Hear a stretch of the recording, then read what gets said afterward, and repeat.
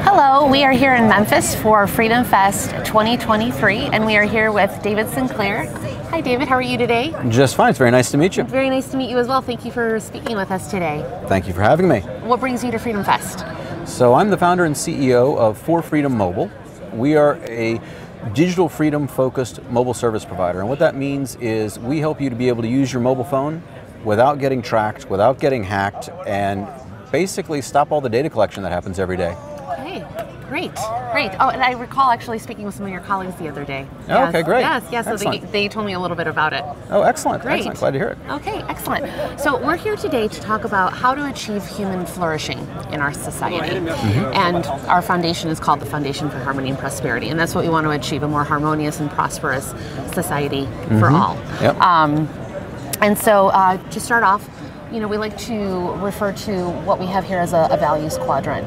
Okay. And most people tend to fall between either progressive or conservative with their values, but sometimes that can be out of line with their ethics.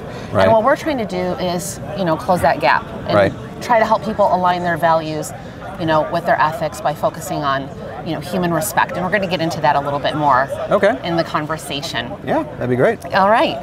I do have a question for you, but I wanted to ask you, I was looking over the questionnaire that was filled out prior to our interview, and is it fair to say that you lean a little bit more conservative, or? In my personal beliefs, I tend to be a little bit more conservative. Okay. A little bit more kind of libertarian.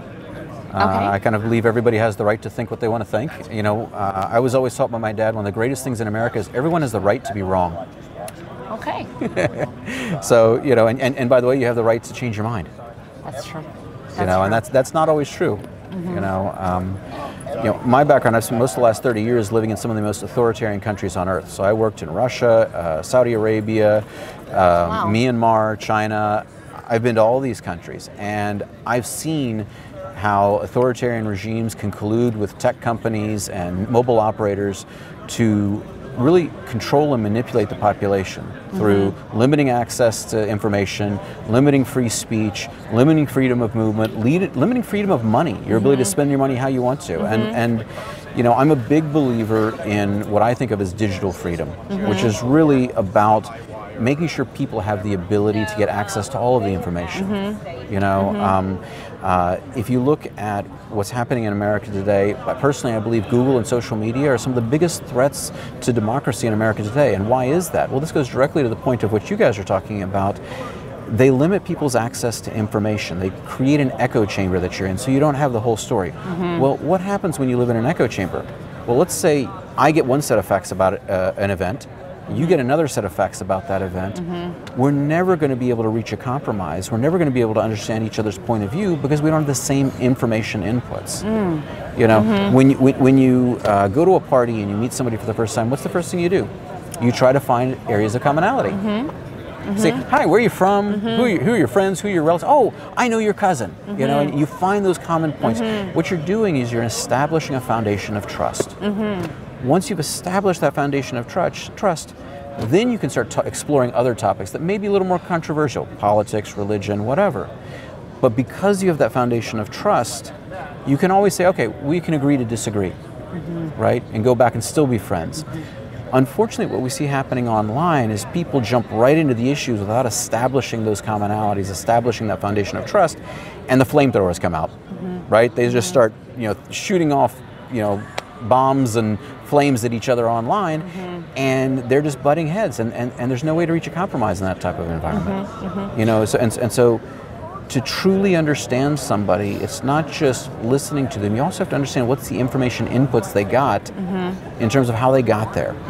And unfortunately what we see happening with technology today is they're limiting our access to that types of information. You said a few key words, commonalities, finding common ground, and I think you'll see as we go through this conversation today how we try to focus on the human respect aspect of it, and I think that's what it is, it's finding that common ground in a more persuasive way versus a coercive way. Absolutely agree with that. Okay, absolutely. So I'd like to start off by asking you a question. Do you agree that everyone in life wants to be happy? I would hope so. Okay, great. Now, it's true though, my mother used to have a cartoon hanging on our fridge when we were kids that showed a complaint box in heaven. and the comment there was, some people aren't happy unless they can complain. So unfortunately, there are personality types like that. But yeah, I think everybody wants to be happy in their own way. Yes. In their own way. Yeah, that's true. It has a different meaning for everyone. Exactly. Okay. What if there was a scenario where someone physically harmed you intentionally? Would that decrease your happiness? Of course. Always? I would assume so. What if something was stolen from you or your property was vandalized? Would that decrease your happiness? Yeah, of course it would. Always? I would assume so, yeah. Okay.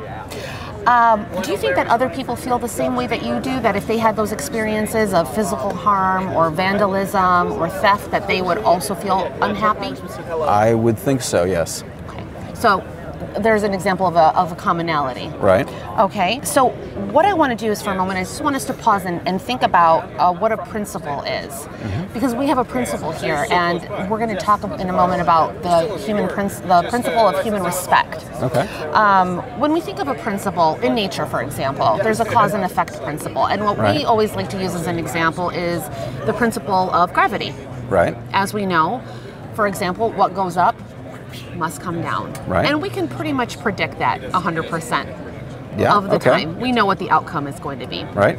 So with keeping that in mind, in our organization, we like to talk about the natural principle of human respect. Okay. That being that theft and violence always decrease happiness, harmony, and prosperity. So just like we can test the principle of gravity, this is also a testable principle that we've tested. We've sat down with many people, and there's about an 80% agreement that, through the conversations we had with people, that they agree that anytime someone experiences theft or violence, their harmony, their prosperity, and their happiness decreases. Right. So let me ask you this.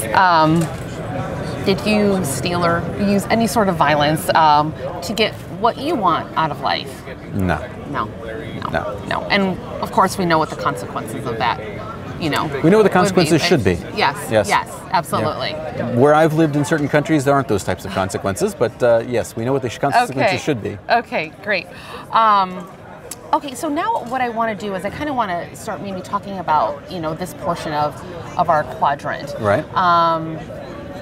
Earlier in our conversation, you had expressed that you lean a little bit more conservative. Personally, yeah. Okay. My personal life, I lean a little more conservative, yes. So let's think about the opposite party, someone who is progressive. Yeah, absolutely.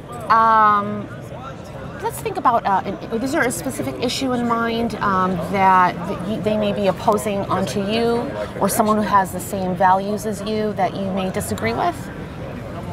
I mean, I'm sure there's lots of issues, but I'll focus on one that my company is directly involved in, which is using people's mobile phones to track their activities, right, and to control what they can and can't do. Okay. I think that that's wrong. Okay. Right. I'm a big believer that we should be free from that. There are a lot of people who tend to be more liberal, who tend to say, the government should be tracking people to prevent them from doing things, to prevent them from having access to information.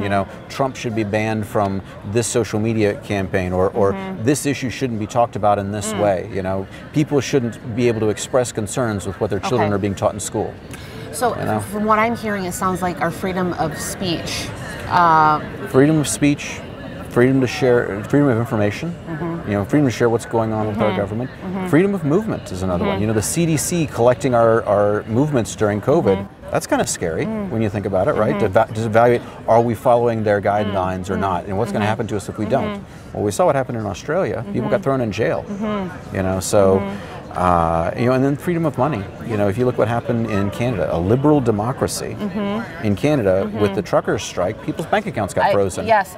Just because they were opposed to the government's point of view. I mean, to me, that's crazy, right? So it's an invasion of freedom of speech, invasion of privacy, it's theft. and rights. Property, your property. That's my money. I made that money. Okay. How can you freeze my bank account now, right? And you just said a keyword, theft. And so going back to the natural principle of human respect, what we just talked about, is that theft and violence always decrease a person's happiness, harmony, and prosperity. And these are excellent examples that you just shared of that. Yeah. Do you think that these issues could have been resolved in a more persuasive way versus a coercive way? Absolutely. Any ideas on how that could have been handled better? I'm a big believer in people debating ideas and freely debating. Everyone has the right to say what they want, because in the end of the day, the best idea is going to win. I'm a big believer that open debate, open discussion is the way to reach the ideal goal. And that when you close off debate, when you limit discussion on topics, you're preventing achievement of the best result. So maybe focusing more on human respect. And having those conversations versus coercing more persuasion.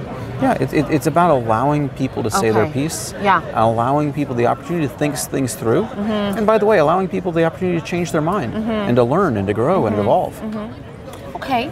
Now, this next part might be a little difficult, but let's switch roles. Let's put ourselves in the other person's shoes. Sure. How do you think the opposing party may feel when there's values that you believe in are possibly being imposed on them? How do you think they may feel? I mean, they would feel the same way that I do, right? But you know, I'm a big believer we shouldn't be imposing our values on anybody, right? That's not our place. Like I said, you know, I'm a libertarian, so I believe everybody should have the right to think what they want to think and to do what they want to do. You know, Thurgood Marshall wrote in one of his Supreme Court decisions that your freedom ends where your fist ends and my face begins. And to me, that's a great statement on, first of all, the libertarian point of view, but also what you talk about, human respect. You know, you can do whatever you want as long as it doesn't harm me. You know, and I believe you can think what you want, you can say what you want, you can do what you want as long as it doesn't harm me, as long as you don't try to impose those same views or those same actions on me. And that's what I believe is really the key to human respect and human dignity. Absolutely. Okay. Great.